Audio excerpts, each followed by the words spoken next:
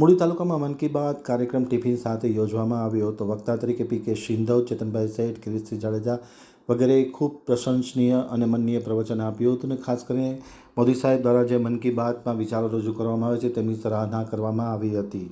હવે જે સુરેન્દ્રનગર આમતક ન્યૂઝ બ્યુરોનો એક વિસ્તૃત અહેવાલ। સુરેન્દ્રનગર જિલ્લાના મૂળી તાલુકામાં મન કી બાત ટિફિન સાથે કાર્યક્રમમાં આજના વક્તા તરીકે પી.કે. સિંધવ ઉપસ્થિત રહ્યા હતા। તેમની સાથે મૂળીના પ્રભારી ચેતનભાઈ શેઠ, કિરીટસિંહ જાડેજા, સુરેન્દ્રનગર જિલ્લા યુવા ભાજપના પ્રમુખ રાજદીપસિંહ, મૂળી ભાજપના પ્રમુખ ભૂપેન્દ્રસિંહ પરમાર, મહામંત્રી મુકુંદલાલ પટેલ, હર્ષદભાઈ ધ્રેજિયા સહિતના મોટી સંખ્યામાં આગેવાનો ઉપસ્થિત હતા। તમામની ઉપસ્થિતિમાં મન કી બાત કાર્યક્રમ ટિફિન સાથે રજૂ કરવામાં આવ્યો હતો અને નિહાળવામાં આવ્યો હતો। 300થી વધુ કાર્યકર્તાઓ ખાસ ઉપસ્થિત હતા। ખાસ કરીને કિરીટસિંહ જાડેજા, ચેતનભાઈ શેઠ અને પી.કે. સિંધવે અલગ અલગ વિષયો પર માર્ગદર્શન આપ્યું હતું અને મન કી બાતના કાર્યક્રમની સરાહના કરવામાં આવી હતી।